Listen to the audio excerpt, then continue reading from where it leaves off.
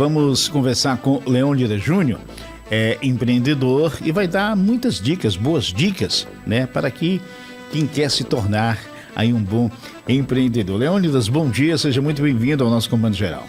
Bom dia a todos os radiovintes do programa Comando Geral. Eliezer e Chico, fica à vontade. Bom, quais são os desafios do empreendedorismo no estado do Piauí, pela sua experiência, especialmente como jovem que já está envolvido nessa área? Nós temos alguns desafios importantes. Primeiro, dependendo do ramo de atuação, é a própria questão logística, a questão da entrega e de chegada de matéria-prima. Haja visto que, principalmente Teresina e outras regiões mais concentradoras de, vamos dizer assim, de fluxo econômico no Piauí, elas estão muito distantes das grandes rotas, né? O frete, ele encarece um pouco em qualquer mercadoria que você venha a colocar. E haja visto que a concorrência hoje, ela não é uma concorrência somente local, ela é uma concorrência nacional e global. Ao mesmo tempo que você produz uma peça de roupa, ou produz um artefato, você está concorrendo com praças como Fortaleza, os mercados do Pernambuco, São Paulo, Rio de Janeiro, Minas, mas também está concorrendo com a China, por exemplo, que tem hoje qualquer tipo de mercadoria e consegue colocar essa mercadoria aqui a um preço extremamente competitivo. Então, na verdade, são dois desafios, a concorrência global e eu acredito que a questão logística. E aí cabe se reinventar, né? Saber qual é o tipo de serviço, qual é o tipo de produto que se vai empreender, que tenha uma viabilidade econômica para a nossa realidade. Qual é a dica que você dá para que o cidadão que quer empreender, mas não sabe como empreender, ou que pretende fazer para iniciar, no mercado, né, Chico? iniciar? Qual a dica? Qual é o conselho que você dá para que ele possa visualizar algo que realmente vá surtir efeito naquilo que ele vai fazer? Eu acho importante a qualificação. Hoje você tem diversos cursos aí, Sebrae e outras instituições que lhe dão cursos de qualificação. Outro ponto importante é estudo de mercado. Ninguém empreende, ninguém vende algum produto sem ter o público que vá consumir esse produto. Eu acho isso importante. Não é apenas uma questão de eu gosto de trabalhar com esse produto, eu acho isso interessante, mas tem um público para comprar isso? Ou eu posso formar esse público? Existe um desejo, uma demanda reprimida, uma demanda inexistente, que eu posso despertar nas pessoas esse interesse. E aí, dentro dessas formações, desses estudos, aí você vai para os próximos passos, que é o marketing, a divulgação, dentro, lógico, claro, de uma base material de necessidade real daquele produto que você se propõe a vender ou até mesmo a oferecer, né? Abrindo o leque aí para a prestação de serviços, que é uma realidade que a gente tem hoje, principalmente em Teresina. Então, assim, reconhecer o que as pessoas estão precisando é uma das chaves. Tem que ter essa sensibilidade, essa noção de mercado. Eu acho que sim, porque, veja, aqui a gente tem uma realidade, muitas vezes se abre um negócio novo e você tem uma fila de novos negócios naquele mesmo modelo abrindo. E quando dá com 6 meses tem aquela saturação de mercado e aí você começa a ver diversos empreendimentos se encerrando, fechando. Porque não é só você olhar, olha, fulano colocou uma loja de roupa e está dando certo, então vou colocar uma também. A realidade não é tão simples assim. Ele tem um mercado dele, ele buscou, tem o networking, as redes, né, de amigos, de pessoas que necessitam daquilo. Então eu indicaria procurar aonde é que está essa demanda que não está sendo atendida. Isso fica um pouco mais fácil até mesmo na questão da concorrência.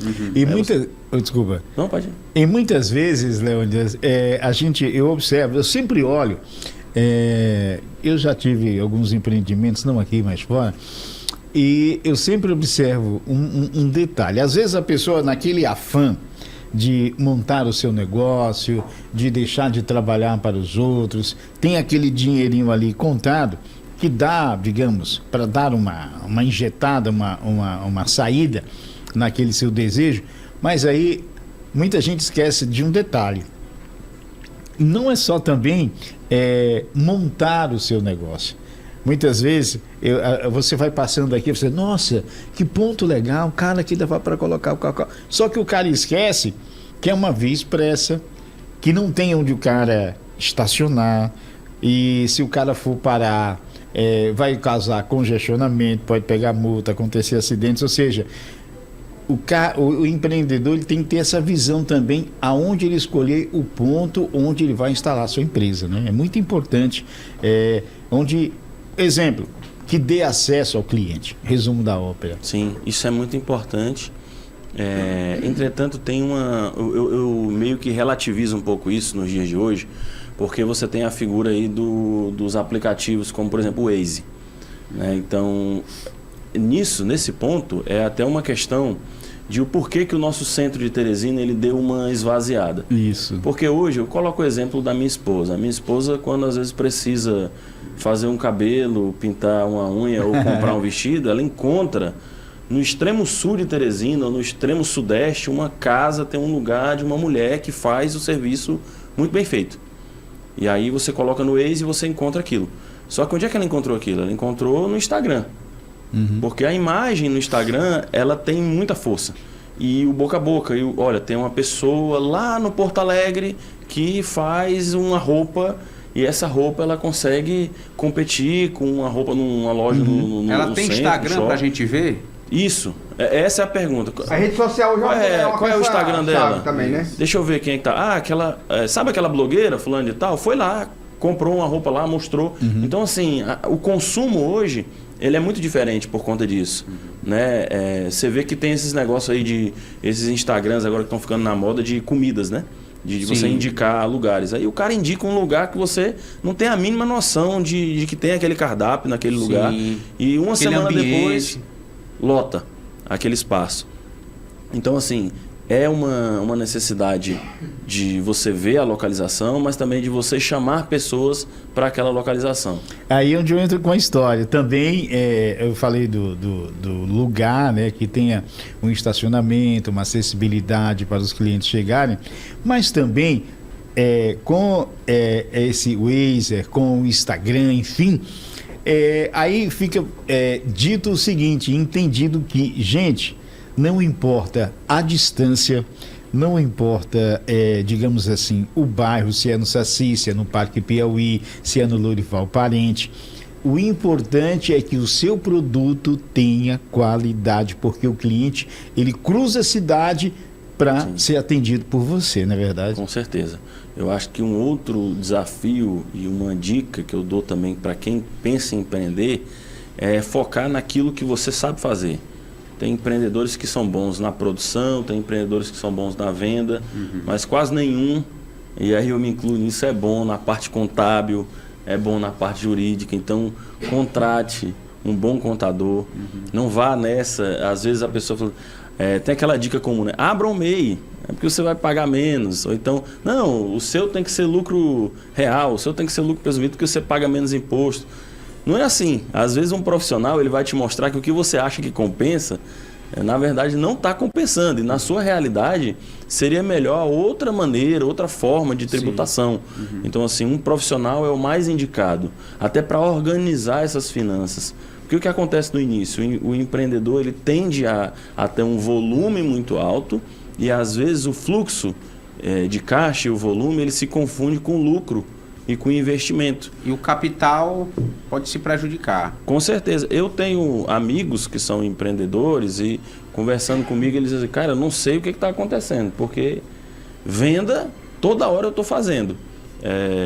Entrando dinheiro, está entrando, mas quando chega na hora de pagar a folha, quando chega na hora de eu fechar aqui, comprar a mercadoria, eu estou no vermelho. Eu não consigo entender como é que eu aumentei as minhas vendas e na verdade, eu diminuí o meu recurso. Então, isso acontece por problemas de educação financeira, contabilidade da empresa, o que está entrando, o que está saindo, qual é a precificação, né? Porque, claro, concorrência existe. E aí, muitas vezes, se baseia no preço da concorrência, mas a sua realidade é uma, a sua operação é uma, da concorrência é outra. O empreendedor precisa saber o que é receita e o que é despesa, não é verdade? Exatamente, e o que é investimento, que muitas vezes o investimento fica comprometido. Vale a pena vender por um preço menor, reduzir o percentual de lucro para atender determinado público? Não é passar de inoportuno uma pessoa como essa? eu costumo falar sempre, depende do seu objetivo. Depende do que você, vamos, expressão popular, do que você aguenta, até onde é que você aguenta. Certo. Se você tem um lucro, uma taxa de lucro menor, seu crescimento vai ser maior. Entretanto, o seu caixa vai diminuir. Se você quer crescer rápido, né, e você tem condições para crescer rápido, então diminua a sua margem de lucro. Mas se você não tem essa condição de crescer tão rápido, você quer uma base mais sólida, a ideia é você ter uma margem maior. Isso você pode pegar de empresas transnacionais aí que são famosas, como por exemplo a Amazon, né, o grupo Amazon. Você tem essas empresas desses magnatas, a Tesla. Quando você vai observar lá, os caras têm praticamente lucro zero. Porque os caras têm um projeto a longo prazo. Um projeto para 20, 30 anos para dominar o mercado. Aí a pergunta é, qual empreendedor que tem esse projeto para 5, tem essa gordura para queimar, para aguentar? Não, eu vou dominar esse mercado aqui, mas para isso eu vou ter que diminuir o meu lucro. Será que essa é a sua realidade ou não? Então vou investir em uma... Vamos dizer assim, eu quero uma base mais sólida e eu vou crescendo mediante essa base sólida, para não arriscar. E aí é onde entra que o Eliezer colocou, aquela competitividade no mercado. Vale a pena eu dizer assim, olha, traga a proposta de fulano que eu cubra a oferta. Qual é a ideia de que você dá para que o cidadão possa entrar nessa seara de, eu vou cobrir a oferta do fulano, mas como eu posso cobrir? Se a oferta que o Eliezer tá propondo, eu não tenho como cobrir, eu não tenho como igualar, mesmo se eu quero igualar, vou igualar por igualar, até onde é arriscado? Eu vivo isso muito no nosso ramo, que é o ramo do vidro. E eu costumo falar sempre para esses clientes que às vezes me pedem para cobrir a oferta, eu digo, olha, o preço, e isso é uma questão importante para o empreendedor, no preço ele tem muitas coisas. Ele não tem só... Eu comprei por 50 e eu quero vender por 100. E o cara que compra alguma coisa, ele não vai comprar isso porque é mais barato. Eu estou aqui falando no microfone Shure, que eu sei que é o melhor que tem. Então, assim, na hora de comprar esse microfone, quem comprou, avaliou. Aqui tem um Shure, aqui tem um chinês, aqui tem um... Então, qual é o risco de comprar um microfone que na hora que o entrevistado estiver falando, ele vai falhar e você vai ter que fazer... A durabilidade. Teve um problema aqui e tal. Qual é a credibilidade desse programa? Então, o seu produto é a mesma coisa. Quando um cliente vem te pedir para você cobrir a oferta de outro, você deve perguntar, mas por que você está me pedindo para cobrir? Se os nossos preços fossem iguais, você compraria aonde? Ele vai te falar, não, eu compraria com você. Por quê? Não, porque a qualidade, por conta do atendimento. Então, a diferença não compensa isso? A segurança. Então, assim, essa é a conta que a gente deve fazer. E eu tive com um amigo que é empreendedor do ramo da energia solar e ele me ensinou isso. Eu disse para ele me passou um orçamento, eu disse, mas se eu comprar direto da China, vai estar tanto a placa, não sei o que. Ele, beleza, mas se o teu container cair no mar, se chegar quebrado, se não chegar, se tu for taxado, são riscos, né? São riscos. E você assume o risco. No preço... No meu preço tem os riscos praticamente zero, porque você vai receber o produto, tem a garantia. Então tem muito isso. Se der problema, você cobre. É claro que, exatamente, é claro que chega um determinado momento no mundo real que você vai se deparar com situações que você vai ter que empatar ou cobrir preço. Mas o chamado custo-benefício. Né? Sim, o que você puder fazer para convencer o cliente de que o seu produto é o melhor, é o melhor por um determinado fator importante, aí sim. Agora, quando o seu produto é o mesmo, não tem um diferencial no atendimento, não tem velocidade, não tem nada, aí realmente o cliente está correto. Fala assim, por que o seu produto está dando 50% a mais se é o mesmo produto, na mesma condição, na mesma forma? Aí não tem argumento para você se sair dessa situação. Bom, tem gente ao telefone. Alô, você do telefone, bom dia. Alô. Bom dia, Evangelho. Bom dia, fica à vontade. Nosso amigo Eliezer e o entrevistado na nossa satélite. Eu lamento ser ignorante, não conhecer do assunto aí que está sendo tratado aí na mesa, junto ao entrevistado. Mas como cidadão, eu tenho uma visão seguinte. Tudo isso envolve uma questão política que, infelizmente, no nosso estado, os políticos têm um foco que é só fazer politicagem, né? Não não aderem a políticas sociais que poderiam envolver aí o assunto que estão debatendo hoje. Eu vejo, amigo, que Teresina, a grande Teresina, tem uma das maiores redes do Brasil. E essa rede, que é a região de integração e desenvolvimento, não é explorada, né? Nós atingimos o Maranhão, o Pará, o Tocantins, parte da Bahia, parte do Ceará, que deveria isso aqui ser um dos maiores polos industriais do Norte e Nordeste do Brasil. Você vê que os paraibanos, os pernambucanos, estão explorando a nossa área, porque aqui não é explorado nada, né? Então isso me deixa muito triste, podendo os políticos pensarem nisso para desenvolver essa região. Não deixar o Estado dependente dos outros estados, como se fosse um Estado pobre e miserável. Eu fico aí, minha oração para você. Muito bom dia, muito obrigado. Até a próxima oportunidade. Valeu, Nonato. Obrigado pela sua participação. 2106-9927. Chico Gomes, Eliezer, vamos continuar batendo papo aqui com o Leônidas Júnior, né, que estamos falando de empreendedorismo. E uma das coisas, só um minutinho, Chico. Bom, e uma das coisas que a gente mais vê, Leônidas, é o seguinte: aquela pessoa, a gente tem falado aqui, né, de pessoas que querem montar, das pessoas que têm um sonho e juntou um dinheirinho, né? Fez um orçamento aqui, um orçamento ali, para colocar, independente do que seja. Mas dinheiro chama dinheiro, ou seja, para você sair vendendo din-din, você precisa de dinheiro, né? Ou seja, você precisa comprar a caixa de isopor, você precisa comprar matéria-prima para fazer, né? A matéria-prima, as embalagens, enfim. Para quem tem um sonho, a primeira coisa a correr é ver o que ela quer e a possibilidade, né, dela realizar aquilo, porque tem gente que só tem um sonho, né? Então, quer dizer, primeiro o sonho e depois ela tem que correr atrás, independente daquilo que ela queira colocar no mercado. É verdade. Bom, primeiro fazendo aqui um rápido pincelamento aqui na fala na ligação do Nonato, do ouvinte, dizer que ele fala de desenvolvimento industrial. A nossa política de desenvolvimento industrial a nível nacional, ela está falida desde praticamente a ditadura civil-militar, né? Onde você tem uma concentração, um investimento maciço em industrialização no sul-sudeste e o nordeste é esquecido. Infelizmente hoje, por conta de uma pressão econômica maior de estados aqui a nível de nordeste, como Ceará, Pernambuco e Bahia, pela própria questão dos portos, né, que você tem comercializações transnacionais, os parques industriais meio que se implantam nessas regiões. E a nós, o Piauí, foi se gestando o que a gente chama de experiências na agropecuária, que infelizmente essas experiências, a meu ver, elas não desenvolvem a sociedade, elas não geram tanto, vamos dizer assim, recursos, capital mesmo, para a fixação local, quanto plantas industriais. Porque você tem a figura do investimento, que é importante, gera emprego, gera renda, mas esse investimento muitas vezes fica fora, ou você joga esse recurso para fora. E a indústria, ela gera tecnologia, ela gera emprego, ela gera desenvolvimento local. Eu sou um defensor da política industrial.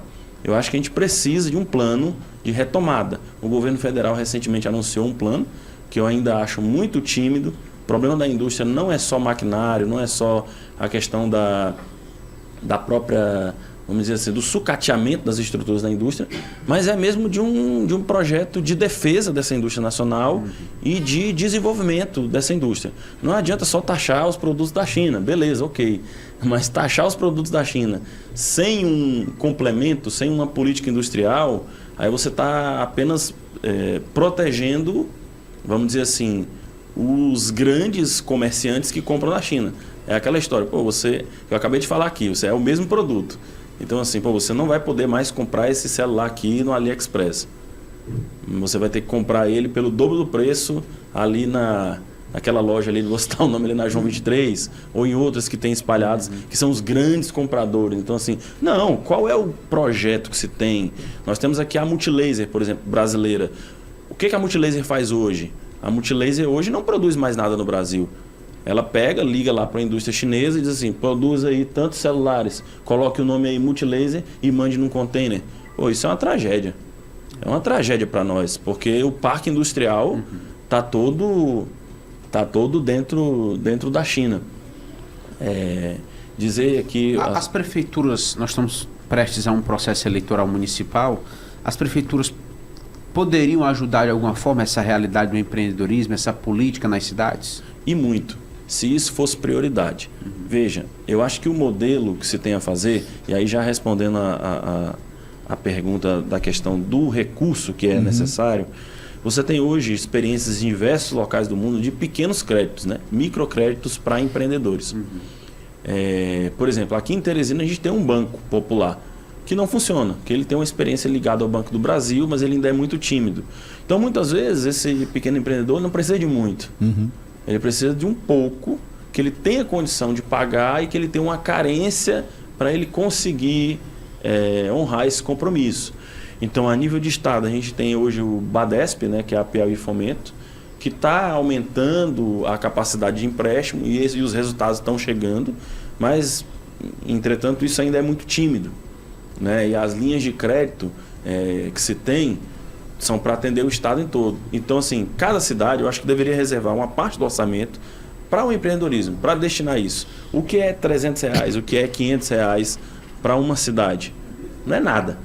Mas para um empreendedor, para alguém que quer começar um negócio, você pode mudar a vida de uma pessoa com R$500, com R$1.000, com R$2.000, que é o fluxo. Às vezes o cara quer vender desinfetante, sabe fabricar desinfetante, sabe fabricar sabão. É isso que eu falo, os pequenos empreendedores. É o din-din, é uma banca de fruta, é uma banca de balinhas. Que precisa de um pouco para iniciar. Com a carência aí de 6 meses, inicial, né? Um capital inicial. Ou até mesmo quem já está dentro de um capital de giro que ele tenha condições de pagar. Né? Hoje você tem aí iniciativas muito mais ligadas a bancos públicos, por exemplo, o Banco do Nordeste, que tem esse tipo de empréstimo.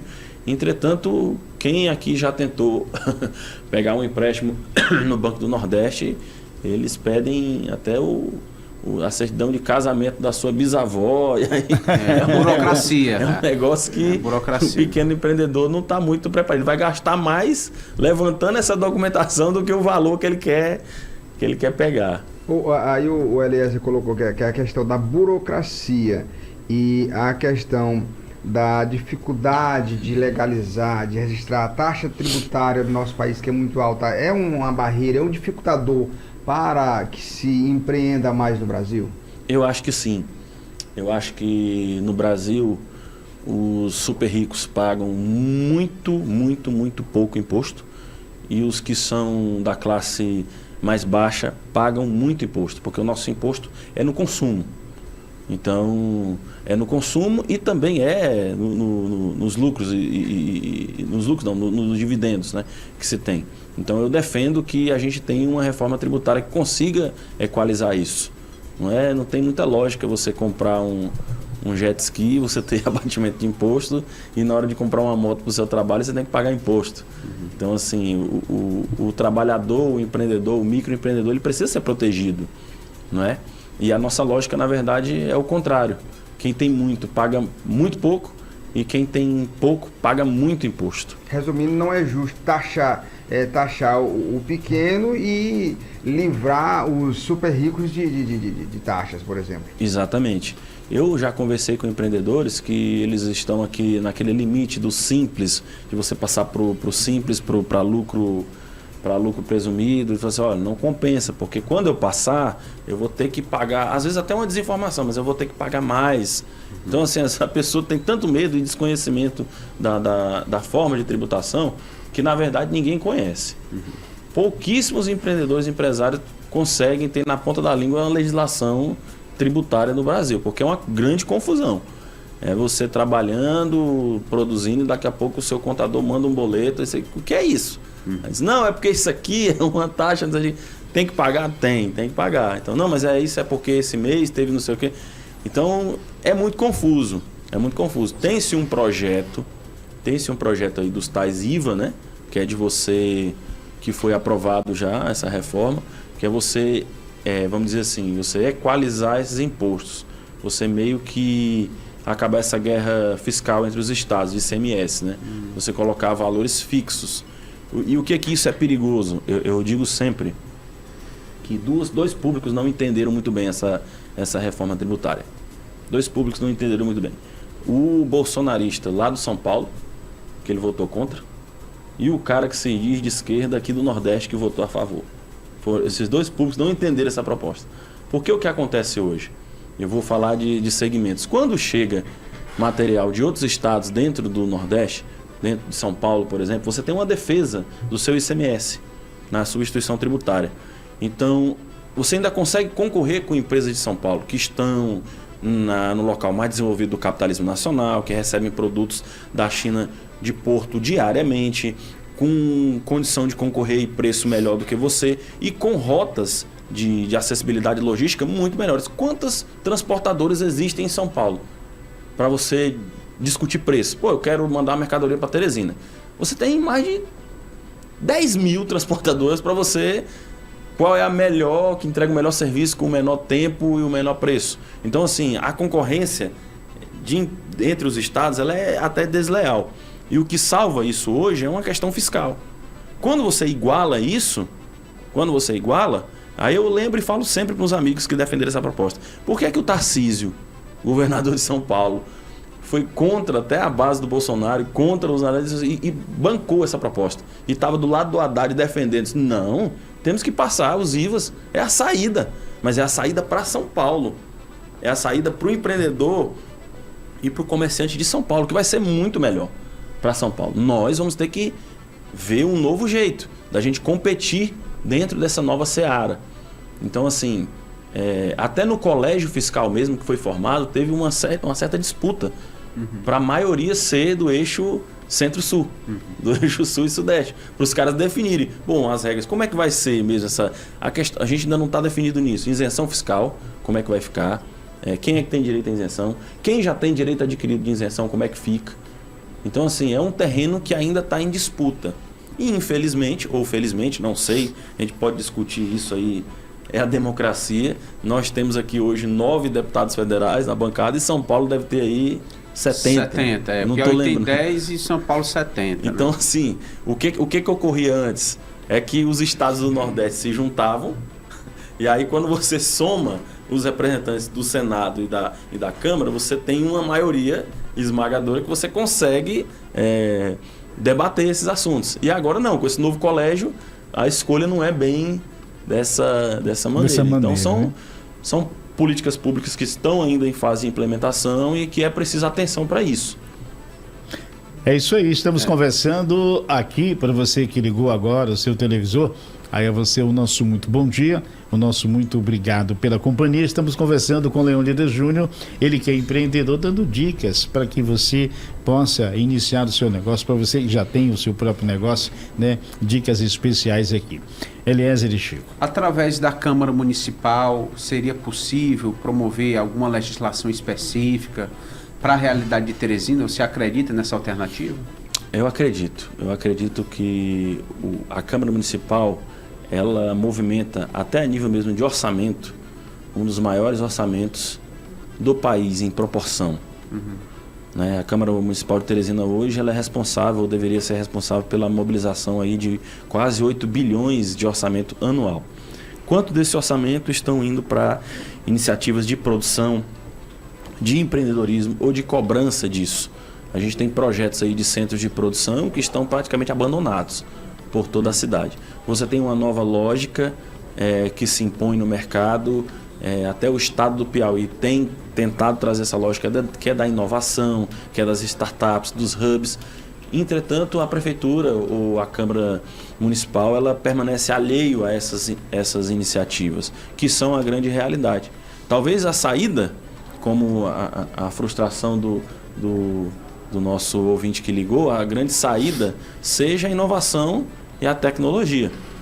Você entender que com uma ideia bem aplicada e com investimento para essa ideia, você consegue mudar uma realidade, você consegue trazer um produto para o mercado que não existe. Outro ponto, eu acho que não há uma legislação municipal para o pequeno empreendedor. falo mesmo de isenção fiscal para quem está iniciando por um determinado tempo.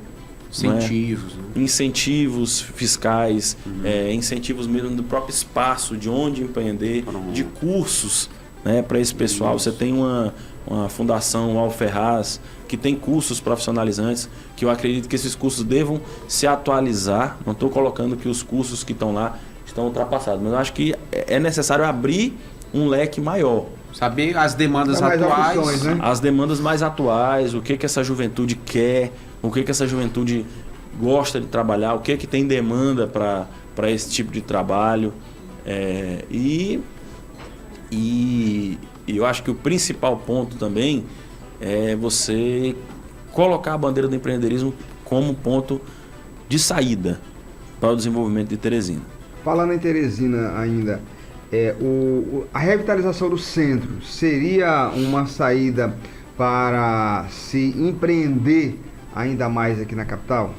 Eu acredito que sim. Eu acredito que nós vamos ter que responder uma pergunta muito importante e muito difícil de se responder, que é, na verdade, qual é o centro que nós queremos e para que nós queremos um centro, né? A gente tem, por exemplo, iniciativas como São Luís. São Luís conseguiu resolver o dilema que nós estamos hoje. São Luís tem hoje um centro comercial, né, e tem um centro histórico, que é único exclusivamente para a preservação, para o turismo gastronômico, para a questão dos eventos. São Luís conseguiu resolver esse problema. E aí a gente vai para Recife. Recife também já está com isso sanado. Você tem um centro histórico também da mesma forma, que é, diferentemente um pouco de São Luís, que é um centro para eventos, né? Você tem um calendário de eventos lá, de shows, de bandas de apresentação. Então, assim, nós vamos ter que encontrar uma saída para o centro de Teresina.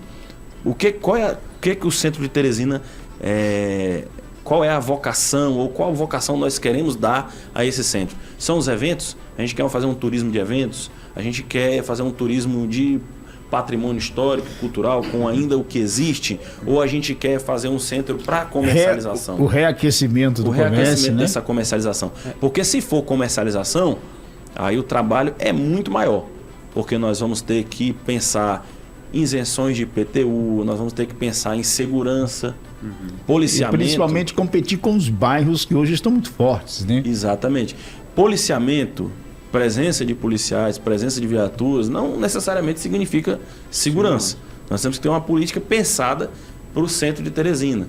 E um incentivo para alguém colocar uma loja no centro de Teresina. Com todo esse conhecimento de causa, e considerando também que hoje você está afiliado ao PSB, o seu nome estaria à disposição para disputar uma vaga de vereador aqui em Teresina? Sim, nosso nome está à disposição como pré-candidato a vereador de Teresina, principalmente nessa pauta do empreendedorismo. Nós temos aí 3 pautas, né? Que é o empreendedorismo, a questão da educação, que eu falo sempre, que eu só tenho uma proposta na educação, e ela é muito complexa e difícil, mas eu vou lutar por ela, que é aumento real do salário do profissional da educação. Só tenho essa. O que passa disso, a gente considera tecnocracia, conversa fiada, em outras palavras. Então, assim, até nisso, a gente aumenta também a capacidade de gasto, de renda, de circulação de dinheiro. E o outro ponto que eu acho que é um ponto que talvez seja por isso que o centro de Teresina esteja do jeito que esteja, é a questão da mobilidade urbana. Tudo que nós falamos aqui para Teresina sobre empreendedorismo, sobre produção, sobre tudo, não existe sem mobilidade urbana. É quase inacreditável uma capital com uma região metropolitana com mais de 1 milhão de habitantes, você não ter um sistema de mobilidade urbana que consiga garantir que as pessoas consigam se locomover. Né? As pessoas consigam se locomover. É impressionante a gente encarar isso, que hoje as pessoas se habituaram, porque assim, às vezes o que é ruim, a gente vai se habituando. As pessoas se habituaram a pegar Uber, a pegar táxi, a financiar uma moto. Eu deveria ter chegado aqui 7h20 no estúdio. Eu cheguei 7h30, porque o trânsito aqui na Miguel Rosa é um negócio assim... Porque todo mundo está financiando carro, financiando moto. O individual aumentou e o coletivo diminuiu. Porque ninguém pode depender de transporte coletivo. Agora, aproveitando aqui, Leônidas, que você colocou aí que a sua pauta de defesa da educação é a valorização do servidor da educação. Aí eu pergunto a você aqui, Em relação ao transporte, qual seria, que é a mobilidade urbana, qual seria a sua pauta acerca de como fomentar um transporte público de qualidade, por exemplo, que você teria em defesa para os trabalhadores que operam o transporte público, no quesito a manutenção da empregabilidade, a garantia de que esses empregados tenham condições dignas, tenham um reajuste anual merecido, sem ter aquela que está com o pires na mão batendo de gabinete em gabinete, pedindo para que um parlamentar possa levantar a sua bandeira, A possa famosa levantar a sua greve, pauta, né? que é exatamente a famosa negociação coletiva de trabalho anual. O que você poderia fazer através de um mandato para que esses trabalhadores também pudessem ter uma condição digna de rentabilidade financeira para que exerçam as suas atividades? Olha, depois daquele movimento do contra-aumento das passagens, que a gente até teve presente dentro dele, o Ministério Público fez uma tarefa importante. Ele pegou a planilha, se debruçou sobre a planilha de gastos e custos e ele chegou a uma série de resultados importantes para aquele momento, que mostravam que não havia prejuízo, mas sim que a planilha e o custo era superavitário. Então, assim, é uma questão complexa. O que a gente precisa é fazer um estudo novamente de hoje, ver quanto é que custa para se deslocar, qual é o custo do transporte, está aberto para todas as possibilidades, inclusive para abrir novas licitações para o transporte, conversar com os empresários que estão aí no transporte, ver o que pode ser feito, qual é a maneira. Eu acho que é necessário. De ideia minha, o que eu trago, eu acho que a Prefeitura de Teresina tem plenas condições de ter ônibus próprios. Ônibus próprios. Isso não é nenhum... Eu não estou falando de 100% municipalizado, mas uma parte desses ônibus serem da própria prefeitura. Com a devida manutenção. Com a devida manutenção. Como ocorre hoje, vamos pegar um modelo aí que dá certo. São Paulo, por exemplo. São Paulo, transporte, uma empresa pública. Você tem uma empresa pública operando. Não estou dizendo que vai ser 100%. Mas nós precisamos dessa condição. Aí se muita gente fala assim, mas a prefeitura não tem condição de ter e manter ônibus. Tem condições. A prefeitura hoje, sem empréstimo, sem nenhuma operação de crédito, ela tem aí 800 milhões anuais para investimento. Investimento. Se você pegar a capacidade de investimento do estado do Piauí, não chega perto da capacidade de investimento da prefeitura. Quanto é que custa um ônibus? É 1 milhão, 1,5 milhão, um ônibus bom? Um ônibus elétrico, 2 milhões? Então, assim, a gente tem esse caminho a ser percorrido. Também eu não concordo com uma ideia de vamos colocar aqui a empresa privada e vamos pagar 100% da passagem aqui para a empresa privada. Porque aí eu vou querer, então, o Bolsa Box. Eu costumo brincar, porque eu vendo vidro, aí eu vou querer que todo teresinense tenha box de graça e que o Estado, a prefeitura, me pague esse dinheiro. Não tem lógica você ser empreendedor a custo do imposto da população. Eu não defendo esse programa. Eu defendo, sim, temos como chegar à tarifa zero? Temos sim. Isso é uma realidade em diversas cidades do Brasil. Agora vamos estudar como chegar a isso. Com ônibus próprio, com empresa própria, com redução de custos, com o que a gente pode fazer. O fato é que nós precisamos ter oferta de ônibus. Porque hoje taxista não está contente, porque você tem os famosos ligeirinhos, né, aí. Também a gente não pode criminalizar os ligeirinhos, porque estão na sobrevivência, estão fazendo o seu trabalho, é a luta pela sobrevivência, mas o taxista também tem uma certa razão em, o cara comprou um alvará, o cara paga um imposto, então assim, é fiscalizado, ele não pode fazer as práticas que não está dentro de uma certa, vamos dizer assim, legalidade faz. Você tem também a questão dos Ubers, que cada vez mais tem-se reclamação do serviço prestado, até pela própria diminuição do recurso repassado. Que a Uber é uma empresa, é um conglomerado transnacional, e quando ela percebe que há uma redução do custo, ela não joga para ela joga para o coitado do trabalhador que está lá, né, dirigindo o carro. Então, cada vez mais o cara sempre tem falar da reclamação da queda da dinâmica, né? Na verdade. Sim. Eles têm reclamado bastante. Com certeza. E às vezes você pega um Uber e o Uber fala assim, não vou ligar o ar-condicionado. Porque já é um custo dele, que ele está tentando se sair de algum lado, de alguma forma. Então, assim, isso é o caos na mobilidade urbana, no transporte coletivo em Teresina. Bom, infelizmente o papo está muito bom, né? Tem papo aqui para a manhã inteira. 8 horas 14 minutos. A você que nos acompanha, o nosso muito obrigado. Temos aqui muitos ouvintes que infelizmente não tivemos como atender, tá? As nossas desculpas. E nós conversamos aqui com o Leônidas Júnior, né, trazendo informações sobre empreendedorismo. A você o nosso muito obrigado aí pela sua companhia, Leônidas, o nosso muito obrigado. Esperamos contar com você mais vezes aqui para falar a respeito com referência a esse empreendedorismo que é muito importante, e o nosso muito obrigado, os nossos agradecimentos. Muito obrigado a todos os rádio ouvintes, a todo o pessoal aqui da FM O Dia, do Sistema O Dia, né, de comunicação. Isso. E do Comando Geral.